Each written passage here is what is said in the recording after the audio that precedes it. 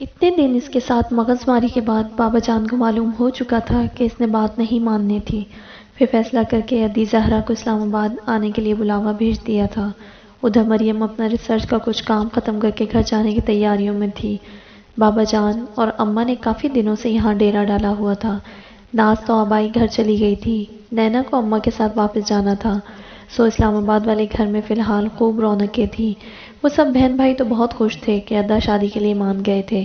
ایک بابا جان ہی پریشان سے پھرتے تھے اور ان کا بیٹا ذرا بھی ترس نہ کھاتا کہ بابا جان سے یہ ہمدردی پلوشا کو ساری عمر کے لیے اس کے سر باندھ سکتی تھی، اور حاشر کے خیال سے بابا جان کے لیے ساری زندگی بیٹے کو خوش دیکھنے کے لیے یہ ضروری تھا کہ یہ چند دن پریشانی میں گزار لیتے۔ خیر تھی، پھوپھو زہرا اگلے دن آن پہنچی تھی۔ پہلے تو بابا جان نے اکیلے ان سے بند کمرے میں میٹنگ کی تھی۔ وہ تو یہ سنتے ہی ہتے سے اکھڑ گئی تھی کہ حاشر نے صاف لفظوں میں انکار کر دیا ہے۔ تم نے مجھے زبان دی تھی میری بیٹی تمہاری بہو بنے گی، تو میں انکار کب کر رہا ہوں، میری ہی بہو بنے گی، لیکن رقیہ اس کی ساس ہوگی۔ کیوں تم نے سرداری رقیہ کے بیٹے کو دی ہے؟ وہ بھڑک کر بولی۔ ادی میرا دماغ خراب مت کرو، جو کہنا تھا کہہ دیا۔ تمہیں ذرا بھی اپنی زبان کا پاس ہے؟ تم نے کہا تھا سردار بیٹے سے میری بیٹی بیاہ ہوگے۔ ہاں کہا تھا، مگر نصیب کی بات کی پورا نہیں ہو سکتا۔ وہ افسوس سے بولے۔ کیسے بلوچ ہو جسے اپنی زبان کا پاس نہیں؟ لوگ تو زبان کا پاس رکھنے کو جان تک دے دیتے ہیں۔ وہ چیخ اٹھی تھی۔ اسی وقت کمرے میں حاجرہ داخل ہوئی۔ وہ اطمینان سے چلتے نن کے سامنے والے صوفے پر جا بیٹھی۔ تو ادی زہرا، آپ یہ چاہتی ہیں کہ آپ کی بیٹی کے لیے میرے شوہر یا بیٹے میں سے کسی کو مرنا ہی کیوں نہ پڑ جائے تو مر جائے، مگر آپ کی شہزادی لازمی میرے بیٹے سے ہی بیاہی جائے۔ خیر ہے آپ اتنا احتجاج کر رہی ہیں، کہیں آپ کی بیٹی نے میرے بیٹے سے دل تو نہیں لگا لیا؟ منہ نوچ لوں گی میں تمہارا۔ وہ غصے میں اٹھ کر حاجرہ کی طرف آنے لگی، لیکن میر سراج نے اٹھ کر بہن کو بازو سے پکڑ کر دوبارہ بٹھایا۔ کوئی جھگڑا کرنے کی ضرورت نہیں ہے، بیوی کو سمجھاؤ یہ بات۔ وہ تنفر سے رخ پھیر کر بولی۔ کیا سمجھائیں گے؟ کچھ غلط تو نہیں کہا؟ حاجرہ بیوی کو تو زندگی اب صحیح معنوں میں موقع دے رہی تھی۔ حاجرہ تم جاؤ، میر سراج نے بیوی کو گھورا۔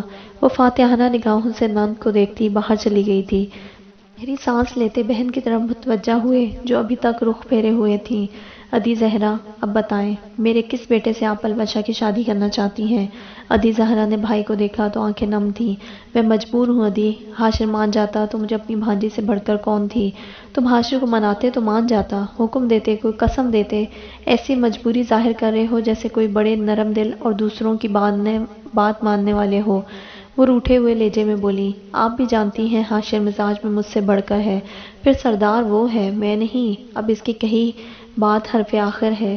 ادی زہرا تو تلملا اٹھی تھی، اس لیے تم نے وقت سے پہلے اس کے سر پر پگ رکھی تھی۔ سنو نینا، اس لڑکی کو یہاں بلاؤ۔ اماں نے بیٹی کے قریب بیٹھتے ہی سرگوشی کی۔ یہ اور بات ہے کہ یہ سرگوشی سامنے والی کرسی پر بیٹھے بندے تک بھی آرام سے پہنچ جانی تھی۔ کیسے آئے گی وہ؟ کیسے کیا؟ جیسے سب آتے ہیں ویسے؟ اماں کی آواز بلند ہوئی۔ اوہو اماں، مطلب کیا کہوں اسے؟ دونوں ہی بھول گئیں کہ کانفیڈینشل گفتگو ہو رہی تھی۔ دونوں ہی اب سرگوشی انداز ترک کیے نارمل بات کر رہی تھی۔ کہو میری اماں بلا رہی ہیں۔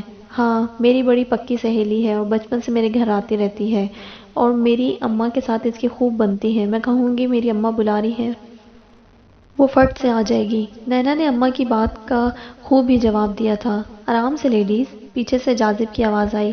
کیوں، کیا ہوا؟ اماں اور نینا نے بیک وقت مڑ کر پوچھا۔ وہ چلتا ہوا ان دونوں کے سامنے آ بیٹھا۔ پہلی بات ذرا دھیمے سے بات کریں، پھوپھو ابھی یہیں ہیں، اور دوسرا مریم بھابھی کو نہیں پتا کہ وہ ہمارے بھائی کو پسند آ چکی ہیں، سو ان پر بھی ابھی کچھ ظاہر نہیں کرنا۔ کیا مطلب نہیں پتا؟ دونوں ایک دوسرے کو پسند نہیں کرتے؟ اماں، جاذب نے ماں کو دیکھا۔ جانتی تو ہیں اپنے بیٹے کو، آج تک کبھی کسی لڑکی سے 2 منٹ سے زیادہ بات نہیں کی۔ مریم بھائی سے کوئی افیئر نہیں رہا۔ جب میں نے پوچھا کہ وہ آپ کو پسند کرتی ہے تو کہا ناپسند کرنے کی کوئی وجہ نہیں ہے اس میں، اور ویسے بھی انہیں پتا کہ میں اس کے گھر رشتہ بھیجنے والا ہوں۔ تم اسے بھابھی کیوں کہہ رہے ہو پھر؟ اماں نے مشکوک نظروں سے بیٹے کو دیکھا۔ کیونکہ میں جانتا ہوں اب دنیا یہاں سے وہاں ہو جائے، میر حاشر کی بیوی تو مریم عالم ہی بنے گی، تو اس ناطے وہ میری بھابھی ہوئی۔ اس نے دونوں ہاتھ کھڑے کر دیے۔ اب انہیں بلانا ہے تو بلا لیں، لیکن یہ بتا دوں کہ ان پر اس رشتے کی کوئی بات ظاہر نہیں کرنی، ادا نے منع کیا ہے۔ کاش کہ میرے بیٹے کی بھی کوئی لو اسٹوری ہوتی، ان کی ماڈرن اماں نے حسرت ظاہر کی۔ وہ دونوں ہنس دیے۔ اماں آپ ٹینشن کیوں لیتی ہیں؟ میری ایک نہیں کئی کئی لو اسٹوریز ہیں۔ جازم نے اماں کو آنکھ ماری۔ تم تو شروع سے ہی کمینے رہے ہو۔ اماں نے نقد بے عزتی کر دی۔ یہ زیادتی ہے، بڑے بیٹے کی لو اسٹوری کے لیے حسرتیں، اور جو میری لو اسٹوری ہے تو میں کمینہ؟ تو کیا غلط کہا؟ وہ میرا بیٹا اتنا شریف سا ہے، اور دیکھو 30 کا ہونے والا ہے، اور کبھی کوئی عورت نہیں آئی زندگی میں۔ اس رقیہ کے پوتے پوتیاں ہیں، اور میرے بیٹے کو اب آ کے لڑکی ملی۔ ان کی ماں ویسے بہت اچھے مزاج کی تھیں، بچوں سے ہمیشہ دوستانہ سلوک رہا تھا۔ وہ بہت مثبت سوچ کی مالک تھیں، بچے بھی انہی پر گئے تھے۔ ماں ہی گھر کا ماحول بناتی ہے، تو وہاں اس ٹینشن والے گھر میں رہ کر حاجہ بی بی نے اپنے بچوں کو اپنے کمرے میں رہ کر بہت اچھے سے پالا تھا، ورنہ ان کے یہاں کا ماحول ایسا نہیں تھا۔ ان کی دونوں سوتنوں کے بچے اتنے کھلے دل اور ذہن کے مالک نہیں تھے، کیونکہ ان کی ماؤں نے ان کے لیے ایسا ماحول نہیں بنایا تھا۔ وہ سب ایک ٹپکل سے ماحول کے عادی تھے، بیٹے زوراور اور بیٹیاں ڈر کے جینے والی۔ ناز کی ماں کا گھر پر ہولڈ ہونے کی وجہ سے وہ زیادہ تر کمرے تک رہتی۔ آفرین تھی حاجہ بی بی کے ان کے بچے گھر میں اتنے کھلے عام نہیں پھرتے تھے، لیکن کبھی بھی اتنی ٹینشن اور ڈپریشن کا سایہ بھی اپنی اولاد تک نہیں آنے دیا تھا۔ وہ ان کے لیے زندہ دل ماں تھی، اور پھر جیسے جیسے بچے بڑے ہوتے گئے تو دنیا کو پتہ چلا کہ حاجہ بی بی نے بد کمرے میں شیر پالے تھے، جو باپ کی طرح ضدی اور نڈر تھے۔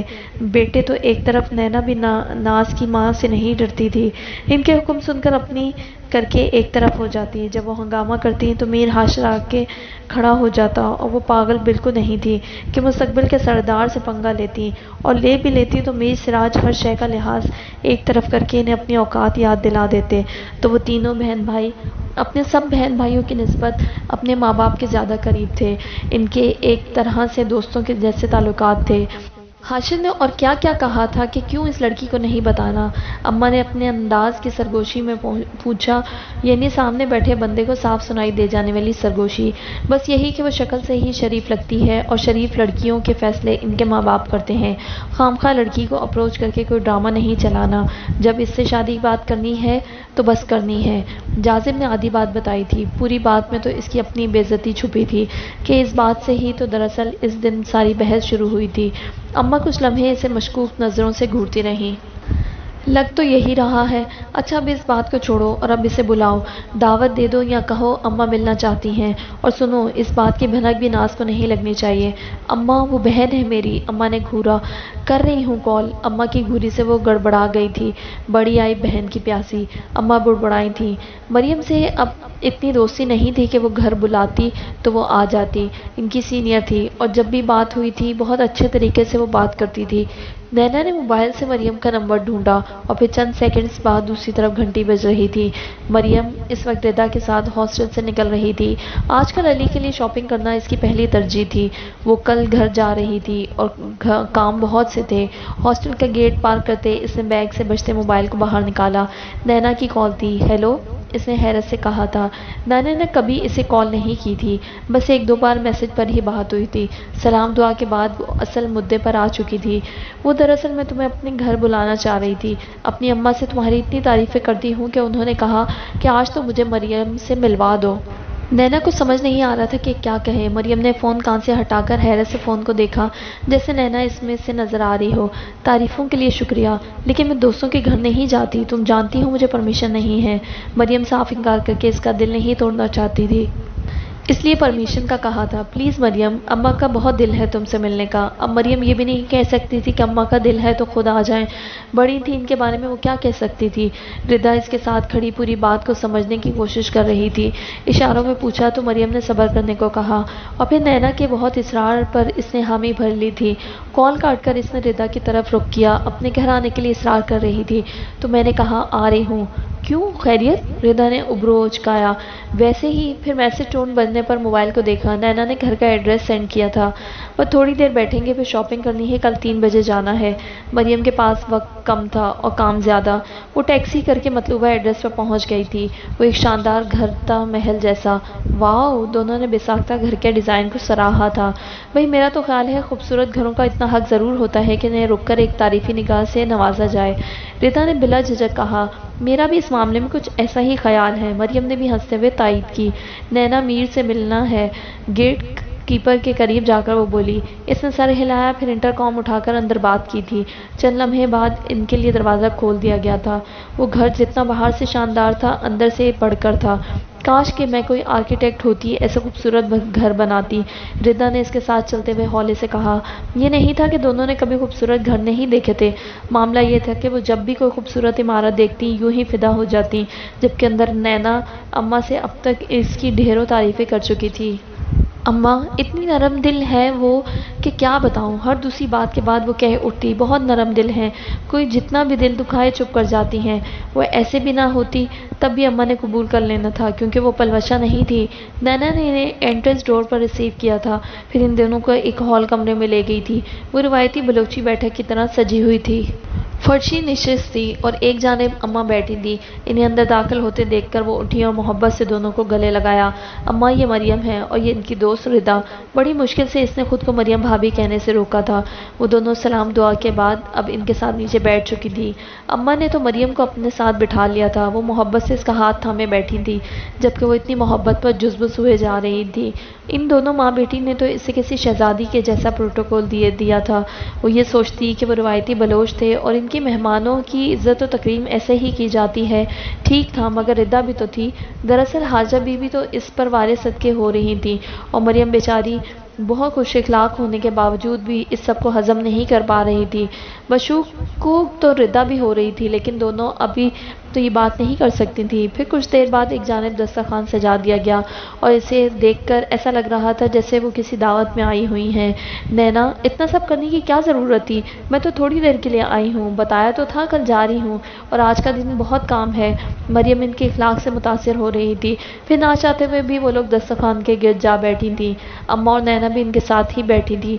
जैसे ही इनकी प्लेट खाली होती या पानी का गिलास, नैना फिर से इसे भर देती और रिदा ने अब जूस डाल लिया था। वो पानी पी कर तंग आ चुकी थी।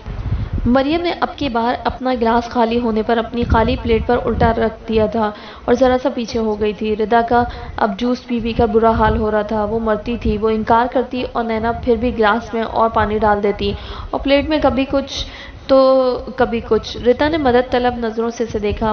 मरियम ने आंखों और आईब्रोज को हरकत देखकर कहा कि गिलास खाली होने के बाद सीधा ना रखे, बल्कि उल्टा कर रखे। ये तो बलोचों की रिवायत थी। जब तक मेहमान गिलास उल्टा करके ना रखते, वो गिलास भरते रहते। मरियम तो अपनी तलब के मुताबिक खाकर इस तरह फारिग हो गई थी, लेकिन बेचारी रिदा को कहाँ मालूम था कि बलोचों में ये बेइज्जती के मुतरादिफ था कि इनके मेहमान का खाते हुए बर्तन खाली हो जाए तकल्लुफ़न वो इनकार ना कर दें। मतलब बर्तन सीधा रखने का मतलब वो मेहमान की तलब समझते थे, इसलिए ज़बानी इनकार को कोई अहमियत नहीं दी जाती थी।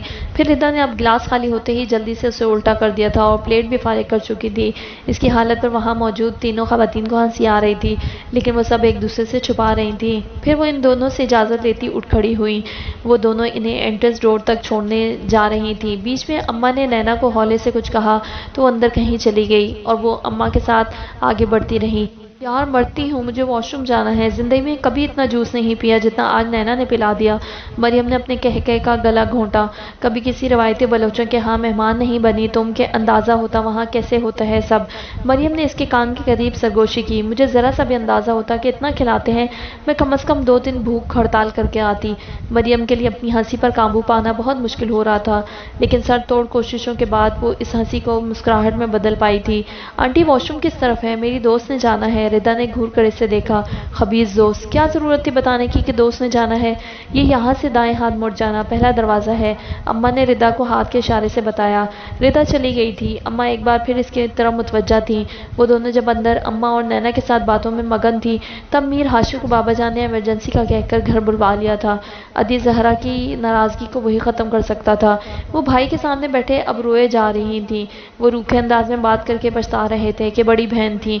ऐसे लहजे को सुनकर रोने लग गई थी। इन्हें नहीं पता था कि हाशिम ने आकर इनकी बहन को मज़ीद नाराज़ करना था, लेकिन ये तो होने के बाद ही मालूम होना था। जब अम्मा अपनी बहू पर वारे सदके जा रही थी, ऐन इसी वक्त इनका बेटा इनकी बरसों पुरानी ख्वाहिश को सर अंजाम दे रहा था, यानी पुप्पो के मुंह पर इनकार करने लगा था। वो अदी जहरा के सामने भी इसी तरह बैठा था बेलचक اور تھوڑی دیر پہلے بابا جان نے کہا تھا ادی کیسے قسم دوں یا حکم، وہ تو کھڑی چٹان کی مانند ہے، جھکے تو بوجھ ڈالوں نا۔ اور ادی زہرا دیکھ رہی تھی، ان کا بھائی ٹھیک کہہ رہا تھا، وہ کھڑی چٹان تھا، کوئی بھی قسم دھمکی اس پر اثر نہیں کرنی تھی، لیکن یہ بازی نے جیتنی تھی۔ تمہارے باپ نے وعدہ کیا تھا کہ وہ اپنے سردار بیٹے سے میری بیٹی کی شادی کرے گا، باپ کی زبان کا پاس نہیں ہے تمہیں؟ میرے لیے بابا جان قابل عزت و احترام ہیں، وہ میرے باپ ہیں، میرے لیے سب سے قیمتی، اور بالکل ایسی محبت یا شاید اس سے بڑھ کر محبت کرتے ہیں وہ مجھ سے۔ میری خوشی دنیا کی ہر شے سے بڑھ کر ہے ان کے لیے، اور میں جانتا ہوں اگر ان کی یہ بات مان لی تو میں کبھی خوش نہیں رہوں گا۔ جب میں خوش نہیں رہوں گا تو میرے بابا بھی خوش نہیں ہوں گے۔ اس شادی کے لیے اقرار بابا کو وقتی خوشی دے گا، لیکن یہ اقرار ان سے ہمیشہ کی خوشی چھین لے گا۔ میں نے ہر بات بابا جان پر واضح کر دی ہے۔ ٹھیک ہے، ابھی وہ ناخوش ہیں، اداس ہیں، لیکن یہ وقتی ہے۔ میرے سے انکار کا مطلب یہ نہیں کہ آپ کی بیٹی میں کوئی کمی ہے، بس اس لیے کہ ہم دونوں ایک دوسرے کے لیے اچھے ساتھی نہیں بن سکتے، میں نے انکار کر دیا ہے۔ تو تم کہہ رہے ہو تمہارے بڑوں کا فیصلہ غلط ہے تمہارے لیے، تم ان کی بات کے آگے اپنی بات رکھ رہے ہو۔ ادی زہرا چپتی نگاہوں سے بھتیجے کو دیکھ رہی تھی۔ میرا مطلب یہ نہیں ہے، لیکن آپ کو یہی مطلب سمجھ آ رہا ہے تو پھر ایسے ہی صحیح۔ پھوپھو بڑے خدا نہیں ہوتے کہ بچوں کی زندگیوں پر مہرے لگائیں تو وہ پھر بدل نہیں سکتے، وہ بھی انسان ہوتے ہیں۔ یہ بات بڑوں کو خود سوچنی چاہیے کہ جو حق اوپر سے مقرر کیے گئے ہوں اس پر اپنی مہرے نہ لگائیں۔ اب کی بابا جان نے بے یقینی سے بیٹے کو دیکھا تھا۔ تم یہ کہہ رہے ہو تمہارے باپ کا فیصلہ غلط ہے؟ بابا جان تو چپ بیٹھے سے دیکھ رہے تھے۔ میرے بابا جان نعوذ باللہ، خدا تو نہیں رکھ گئے کہ ان کے منہ سے نکلی ہر بات ٹھیک ہوگی؟ اور پلیز بڑوں کے ادب کے ساتھ اندھا دھند تکلیف کو نہ باندھے۔ یہ انکار کر کے میں بے ادب نہیں ہو رہا، بلکہ اپنے حق کے لیے کھڑا ہوں۔ میری شادی میری پسند سے ہونی چاہیے، اور یہ حق اللہ نے اپنے بندوں کو دیا ہے۔ جس لڑکی کے لیے باپ کی نافرمانی کر رہے ہو، اگر اس نے ہی تمہیں دکھ دیا، اس کے ساتھ خوش نہیں رہے تو؟ بابا جان تو بس بیٹے کے منہ کو تکے جا رہے تھے۔ انہوں نے جو سکھایا تھا وہ ویسا ہی تو تھا، لیکن یہ اندازہ نہیں تھا کہ وہ بہادری کے اس مقام پر ہوگا کہ بنا ہچکچائے اپنی بات رکھے گا اور اسے صحیح ثابت کرے گا، اور انہیں تکلیف ہوگی۔ یہ میرا نصیب ہے، ہو سکتا ہے جس سے بابا جان شادی کرا رہے ہیں وہ بھی دکھ دے۔ شادی تو جوا ہے، تو اپنی مرضی سے کیوں نہیں؟ اور ہاں، اگر آپ یہ سوچ رہی ہیں کہ میں ان مردوں میں سے ہوں جو پسند کی شادی ناکام ہونے پر روتے ہوئے کہتے ہیں کاش ماں باپ کی مرضی سے کر لیتے کہ شادی ناکام ہونے پر ان کے کندھے پر بندوق رکھتے، تو یاد رکھیں میں وہ نہیں ہوں، میں میر حاشر ہوں۔ میری شادی ناکام ہوتی ہے کہ کامیاب، میں اس کا الزام سراسر اپنے سر رکھنا چاہتا ہوں۔ میری زندگی میں ایک ہی عورت آئی ہے اور وہی میری بیوی بنے گی، آپ کو اچھا لگے کہ برا، لیکن میں مریم عالم سے ہی شادی کروں گا۔ اب اس کی بات کے آگے کوئی کیا کہہ سکتا تھا؟ وہ بھائی کی طرف مڑی، تو سرداری کس بیٹے کو دو گے؟ یعنی ان کا اصل مسئلہ سردار سے بیٹی بیاہنا تھا۔ بس ادی بہت ہوا، یہ مردوں کے معاملے ہیں، ایک آپ کی بیٹی کے لیے میں اپنا سردار نہیں بدل سکتا۔ میر سراج تو آگ بگولا ہو گئے تھے، پہلے بیٹے کی باتیں اور پھر بہن کی بے تکی بات۔ سنا نہیں میرے بیٹے سے، خدا تو نہیں ہوں میں کہ جو کہوں تو وہی ہمیشہ ہو، انسان ہوں، اللہ ایسے سبب بنا دیتا ہے کہ اپنی بات سے پھرنا پڑ جاتا ہے۔ بیٹے کو دیکھتے وہ چبا چبا کر بولے تھے۔ میر ہاشم نے یوں کندھے اچکا دیے جیسے میں کیا کہہ سکتا ہوں، آپ بہن بھائی آپس میں بات کریں، آفس میں ڈھیروں کام چھوڑ آیا ہوں، مجھے جانا ہے۔ وہ بولتے ہوئے اٹھ کھڑا ہوا اور یوں بے نیازی سے باہر چل دیا جیسے اندر سب بس عام سی باتیں ہوئی تھیں۔ وہ پھپھو کے تاثرات کو یاد کرتا ہولے سے مسکرایا تھا۔ جاذب گھر پر تھا، حاشر اس کی کلاس لینے اس کے کمرے میں گیا تو وہ بھائی کو دیکھتے فوراً کھڑا ہوا۔ میں بس ابھی نکل رہا تھا، چلیں اکٹھے چلتے ہیں۔ میر حاشر نے سر جھٹکا، جاذب جیسا بھائی بھی کسی سردرد سے کم نہیں تھا، اور جب وہ سیڑھیوں سے اتر رہے تھے تو انہوں نے دیکھا کہ پھپھو زہرا جو غصے میں گھر چھوڑ کر جا رہی تھی، مریم کا نام سن کر ٹھٹک کر پلٹی تھی۔ ابھی اوپر حاشر نے ہی یہ نام لیا تھا۔ کیا کہا؟ مریم؟ تمہارا نام مریم ہے؟ مریم عالم؟ وہ چند قدم پیچھے کو ہو کر اسے دیکھتے ہوئے پوچھنے لگی۔ مریم ان کے انداز پر کس قدر حیران ہوئی، ابھی تو بالکل قریب سے گزری تھی اور دیکھنا بھی گوارا نہیں کیا تھا۔ نینا نے اسے گفٹ دیتے ہوئے اس کا نام لیا تو یوں پلٹی تھی جیسے جھٹکا لگا ہو۔ جی میں ہی ہوں مریم عالم، وہ زبردستی چہرے پر مسکراہٹ لاتے ہوئے بولی۔ ان کو جاتا دیکھ کر اماں کا دل تو بہت خوش ہوا تھا۔ ایک تو نن سے جان چھوٹی تھی، یعنی ناراض ہو کر جا رہی تھی تو اب بہت عرصے تک شاید نظر نہ آتی، دوسرا اپنی بہو بہت پسند آ گئی تھی۔ نینا سے کہہ کر اس کی دوست کے لیے چادر لانے کو کہا تھا اور اس کے لیے سونے کے بریسلٹ تھی۔ ان کی بہو پہلی بار ان کے گھر آئی تھی جبکہ ردا اور مریم بہت آکورڈ محسوس کر رہی تھی۔ پھر چادر کی تو خیر تھی، چھوٹے سے شاپنگ بیگ کے اندر سے نظر آتے ڈبے کو دیکھ کر پتہ چل گیا تھا کہ سونے کی کوئی چیز ہے۔ پھر مریم کے پوچھنے پر کہنے لگی، مہمان ہیں، خالی ہاتھ تو واپس نہیں جانے دوں گی، لیکن گولڈ نہیں پلیز۔ مریم کو شاید زندگی میں کوئی بات اتنی تعجب خیز لگی ہو جتنا کہ یہ، کوئی گھر آئے مہمان کو واپسی پر سونے کے زیورات دیتا ہے، وہ بھی تب جب آپ ان کو جانتے بھی نہ ہوں۔ وہ دینے کو بضد تھیں اور مریم لینے سے انکاری۔ نینا بھی اصرار کرنے لگی، پلیز مریم رکھ لو، اماں اپنی خوشی سے دے رہی ہیں، اور ہماری تو روایت ہے مہمان کبھی خالی ہاتھ واپس نہیں جاتا۔ مجھے دے دے، میں اسے ہاسٹل جا کر دے دوں گی۔ ردا نے آگے بڑھ کر اس تحفے کو اپنے ہاتھ میں لے لیا تھا۔ ٹھیک ہے نا مریم؟ ردا نے اسے گھورا۔ مریم نے بے بسی سے اماں کو دیکھا تھا، تبھی وہاں سے گزرتے ہوئے ادی زہرا نے اس کا نام سن لیا تھا۔ ادی زہرا آہستگی سے چلتی ہوئی اس سے چند قدم کے فاصلے پر آ کھڑی ہوئی۔ مریم عالم، شکل سے 2 ٹکے کی لڑکی لگ رہی ہو، اوقات کیا ہے تمہاری کہ تم میری بیٹی کے مقابل آؤ؟ ہاں، گندے خاندان کی گھٹیا اولاد، باہر اس لیے نکلتی ہو گھر سے کہ شریف لڑکے پھنسا سکو۔ وہاں کھڑا ہر شخص حیرت سے انہیں دیکھنے لگا۔ مریم کو لگا جیسے کسی نے گند کا ڈھیر اٹھا کر اس پر الٹا دیا ہو۔ وہ عورت کیا بول رہی تھی اور کیوں گالیاں دے رہی تھی؟ ادی، کیا کر رہی ہیں آپ؟ اماں حاجہ غصے سے بولی۔ ادی زہرا نے ذرا بھی ان پر توجہ نہیں کی۔ وہ شعلہ بار نگاہوں سے مریم کو گھورتی رہیں۔ مجھے بالکل سمجھ میں نہیں آ رہی کہ آپ کیا بول رہی ہیں اور کیوں؟ مریم کی آواز میں دبا دبا غصہ تھا۔ بھائی کیا دیکھ رہے ہیں؟ جائیں پھپھو کو روکیں۔ جازم نے حیرت سے بھائی کو دیکھا جو ماتھے پر بل ڈالے نیچے دیکھ رہا تھا۔ نہیں، دیکھنا ہے کہ کیا مریم عالم اتنی قیمتی ہے کہ اس کے لیے لڑا جائے؟ جازب کو بھائی کی بات سمجھ نہیں آئی، لیکن وہ پھر خاموشی سے نیچے دیکھنے لگا۔ مجھے لگتا ہے آپ کسی اور کی غلط فہمی میں مجھے سنا رہی ہیں۔ ادھی، آپ نے جانا ہے تو جائیں۔ اماں نند کو غصے سے گھور رہی تھی۔ تم سے تو میں بعد میں نپٹوں گی، پہلے اس گندی نسل اور گھٹیا خاندان کی عورت سے تو نپٹ لوں جو ادائیں دکھا کر مردوں کو رجھاتی ہیں کہ وہ بچپن کے رشتے توڑ کر ان کے لیے اپنے بڑوں کا ادب بھول جاتے ہیں۔ آپ یقیناً کسی اور کی غلط فہمی میں اتنا فضول بول رہی ہیں، ورنہ ہوش سلامت ہوتے تو آپ کو معلوم ہوتا کہ آپ کس سے کیا بات کر رہی ہیں۔ مریم کی رنگت سرخ ہو گئی تھی۔ ردا نے آنکھیں پھاڑ کر اسے دیکھا۔ کیا یہ اس کی وہی دوست تھی جو بہت نرم دل اور ہر بات کو اگنور کر دینے والی تھی؟ اسے 1% بھی امید نہیں تھی کہ مریم یوں بول اٹھے گی۔ میں نہیں جانتی آپ کس کی غلط فہمی میں مجھے سنا رہی ہیں، لیکن پھر بھی بولتے ہوئے اپنے الفاظ پر غور کر لیں۔ بڑے ہونے کا مطلب یہ نہیں کہ جو دل چاہا بولتی جائیں اور سامنے والے کو بے عزت کر دیں۔ اتنی تم معصوم جسے پتہ ہی نہ ہو کہ میں کیا بول رہی ہوں؟ میر ہاشر کی بات کر رہی ہوں، جسے اپنی معصومیت کے جال میں ایسا پھنسایا کہ اس نے اپنے بچپن کے طے کیے رشتے کو توڑ دیا۔ میری بیٹی سے بچپن سے اس کا رشتہ طے تھا، لیکن تمہاری وجہ سے اسے سب بھول گیا۔ جی؟ مریم نے بے یقینی سے نفی میں سر ہلایا۔ آپ کو یقیناً کوئی غلط فہمی ہوئی ہے۔ میرا میر ہاشر سے کیا تعلق؟ اور فرض کریں اگر اس طرح کا کوئی معاملہ ہے بھی تو بھی مجھے کچھ بھی کہنے کا حق نہیں ہے۔ آپ کو اپنے بھتیجے سے ایسی تربیت کر لیتی نا کہ وہ بچپن سے طے کیے رشتے کو نہ توڑتا۔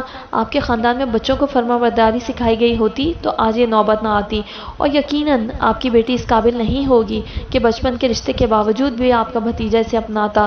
تو مجھے سنانے سے بہتر ہے بیٹی کو درست کر لیں۔ آئی واہ! میر ہاشر کے لب ہلے۔ یہ واہ کے جیسا لفظ تھا۔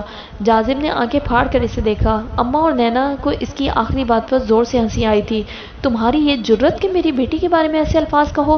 وہ غصے سے اس کی طرف لپکی۔ اماں اور نینا جلدی سے اس کے آگے کھڑی ہو گئیں۔ بس کر دیا دی، بہت ہوا۔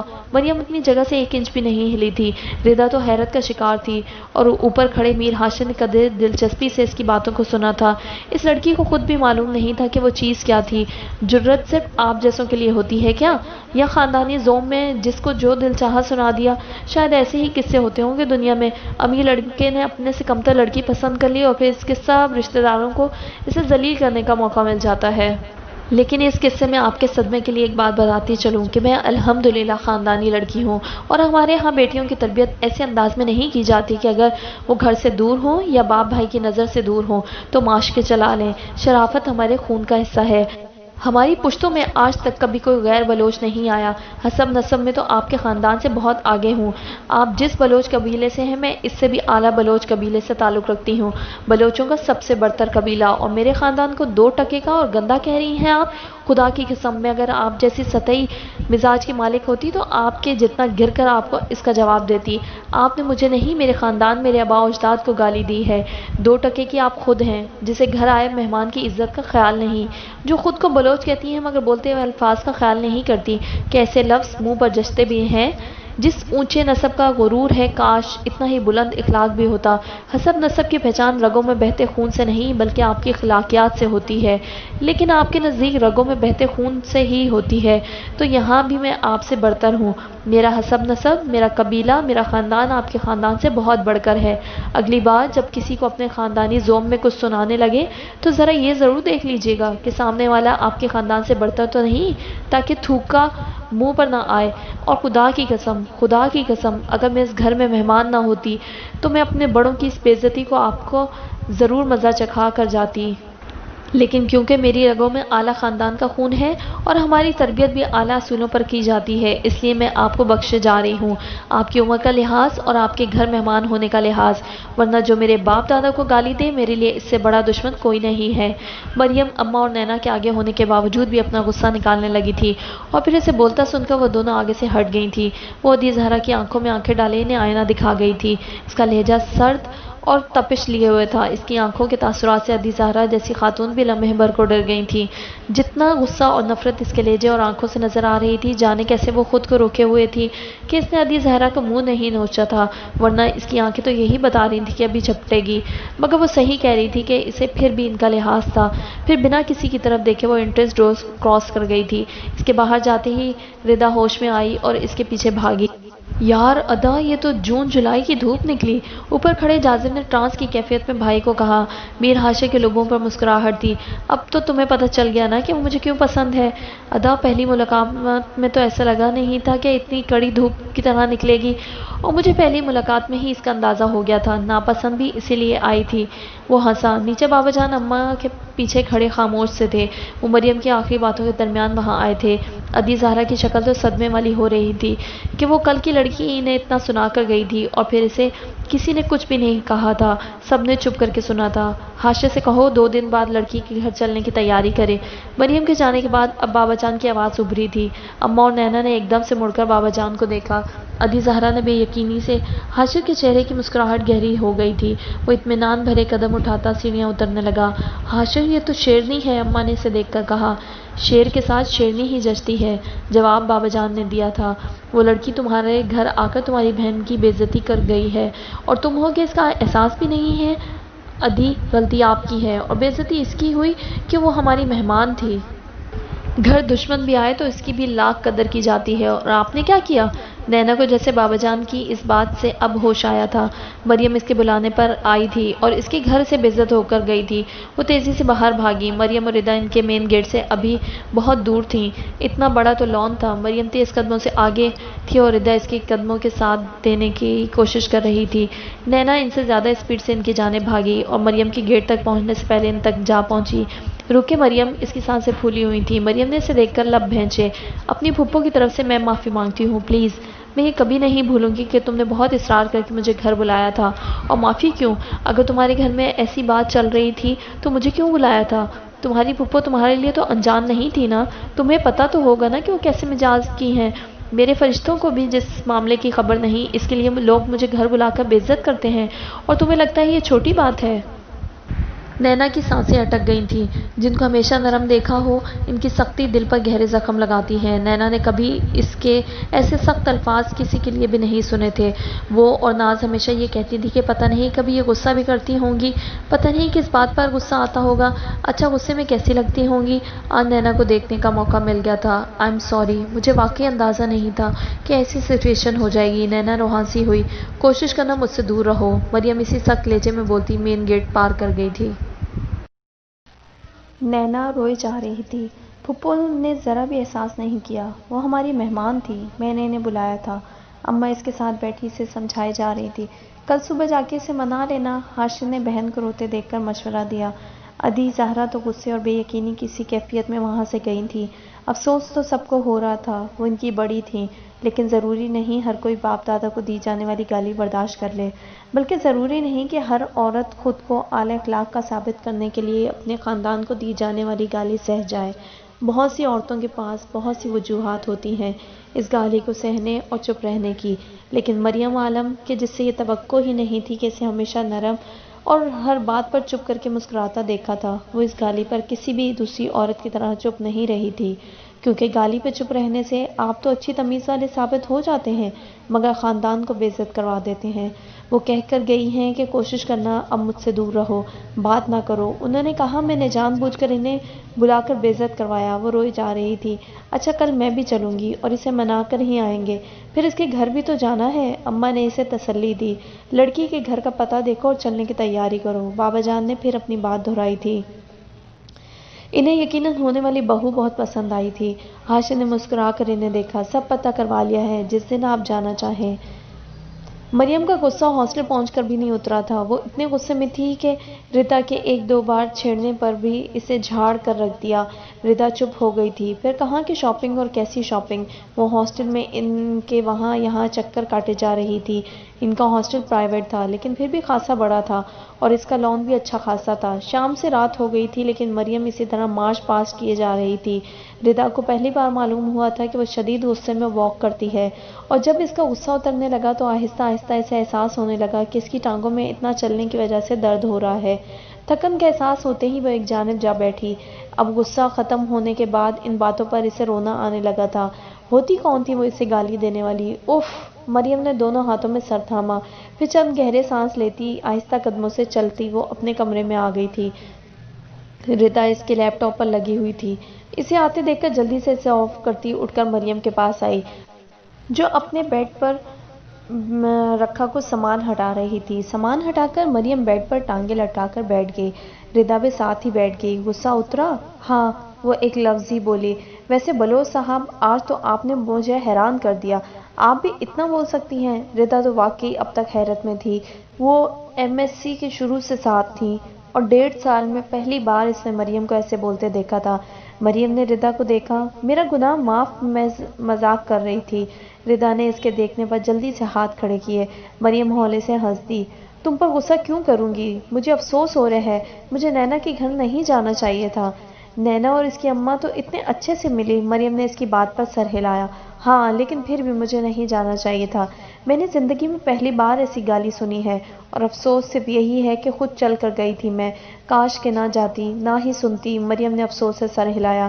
ویسے اس کے بھائی سے تمہارا کیا چکر ہے؟ ردا نے شرارتی انداز میں پوچھا۔ مریم نے گھور کر اسے دیکھا۔ میں تمہیں چکروں والی لگتی ہوں؟ یار مذاق کر رہی ہوں تو ذہن میں بٹھا لو، مجھے گھٹیا مذاق نہیں پسند۔ یہ لڑکوں سے چکر وغیرہ جیسے الفاظ ہمارے ہاں مذاق میں بھی نہیں بولے جاتے۔ ہمارے خاندان کی عورتیں نہ ایسی ہیں، نہ ان خطوط پر ہماری تربیت کی جاتی ہے۔ مذاق کے لیے بہت سے موضوع ہیں، ضروری نہیں ایسے موضوع کا انتخاب کیا جائے جو فضول گوئی پر مبنی ہو۔ ردا کا تو اتنا سا منہ نکل آیا، سوری یار، مجھے نہیں پتا تھا یہ بات تمہیں غصہ دلائے گی۔ مریم نے بنا کچھ کہے اس کے کندھوں پر بازو پھیلایا۔ وہ دوست تھی اور دوستوں کی باتوں کا برا لگنے کے باوجود بھی ان سے زیادہ دیر ناراض نہیں ہوا جا سکتا تھا۔ رکو، ایک چیز دکھاتی ہوں۔ ردا اٹھ کر اپنی الماری تک گئی اور پھر نینا کے دیے گئے گفٹس نکال کر لے آئی۔ یار کڑھائی دیکھو کتنی پیاری ہے، اور تمہاری بریسلٹ کا ڈیزائن بہت خوبصورت ہے۔ دیکھو، اس نے چادر اس کے پاس رکھ کر بریسلٹ اس کے ہاتھ میں دیا۔ انہیں تو بھول گئی تھی، تم نے واپس کیوں نہیں کیے؟ دفع ہو جاؤ مریم، نینا کی اماں نے اتنے پیار سے تحفہ دیا، اور ویسے بھی وہاں کھڑے کسی بندے کو بھی اندازہ نہیں تھا کہ تم یوں ان کی پھپھو کی کلاس لوگی۔ میں تو سمجھی ابھی مریم رونے لگ جائے گی۔ میں تو تمہیں سہارا دینے کا سوچ رہی تھی اور روتے وقت چپ کرانے کی پلاننگ کر رہی تھی۔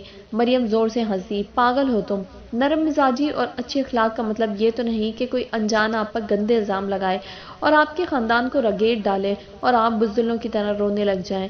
نرم مزاجی اور چیز ہے، اور مرے ہوئے اجداد کی گالی سہنا، اور خاندان میں اکیلی میں تو نہیں آتی، خاندان میں میرے باپ دادا بھی آتے ہیں۔ نسل کی بات کہی تھی انہوں نے، اور نسلیں ایک دو پشتوں میں نہیں بنتی۔ میں اس عورت کے بڑے ہونے کا لحاظ کر جاتی، لیکن میرے باپ دادا اور اجداد اس سے بھی عمر میں بڑے تھے، اور کچھ لوگوں کو بے لحاظی کا مطلب تب تک سمجھ نہیں آتا جب تک خود ان کے ساتھ نہ کی جائے۔ اس عورت نے صرف مجھے نہیں، میرے خون کو گالی دی تھی۔ ایسے وقت پر رونا؟ میں اپنے خاندان کو گالی دینے والے کا منہ نہ نوچ لوں؟ رویا تو بعد میں جا سکتا ہے، لیکن ایسے لوگوں کو ان کی اوقات یاد دلانا بہت ضروری ہے، مریم تنفر بھرے انداز میں بولی۔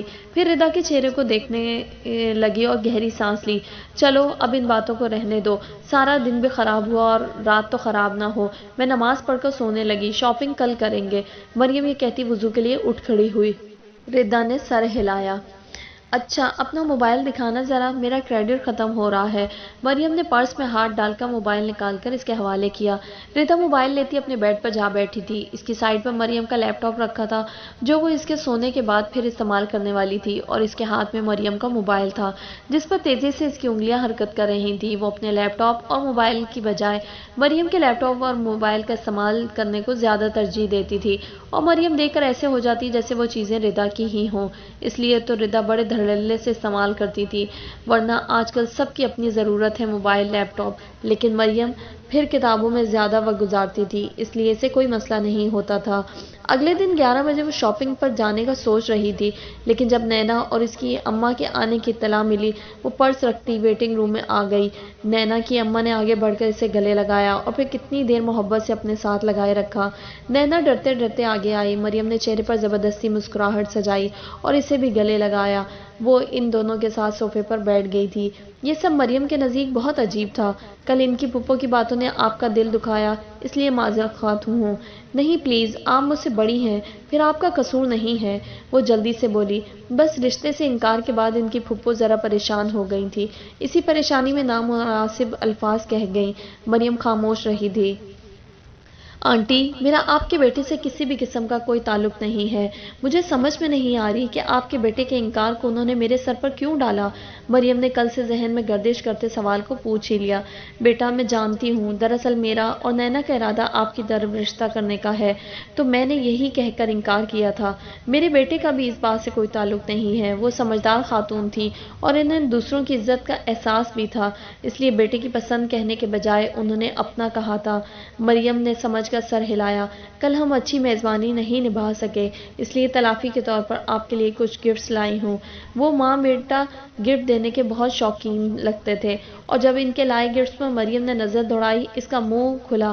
آنٹی یہ کیا ہے؟ اس نے دوسرے صوفے پر رکھے شاپنگ بیگز کی طرف دیکھ کر کہا۔ وہ تو جیسے پوری دکان خرید کر لائی تھی۔ مریم بوکھلا گئی تھی، اور وہی کل والا حال تھا، وہ دینے پر بضد اور مریم کے لیتے ہوئے سانسیں اٹک رہی تھی۔ اسے کب عادت تھی یوں اس طرح ڈھیروں تحفے وصول کرنے کی؟ ایک آدھ تحفہ لینے میں تو وہ متعامل تھی، لیکن آج وہ جیسے آدھا بازار خرید لائی تھی۔ ناراضگی دور کرنے کے بدلے اتنے گفٹس، مریم کراہی۔ پلیز میں نہیں لے سکتی، آپ سمجھنے کی کوشش کریں۔ اور پھر ان کے اتنے اصرار پر اس نے حامی بھر لی تھی۔ مسلسل انکار سے بھی اتنا برا لگ رہا تھا اور گفٹس رکھ کر بھی۔ وہ ان کو رخصت کرتے بدقت مسکرائی تھی، اور پھر ردا وہ سب چیزیں دیکھ دیکھ کر پاگل ہوئے جا رہی تھی۔ کپڑے، جولری، میک اپ اور پرفیومز۔ یا اللہ، صرف تحفے تحفے کے بری! مریم تو سر تھامے بیٹھی تھی۔ ردا ہنسے جا رہی تھی۔ یہ گفٹس وہ اپنی ہونے والی بہو کو دے کر گئی تھی۔ مانو نہ مانو، یہ تمہیں لے کر ہی جائیں گی۔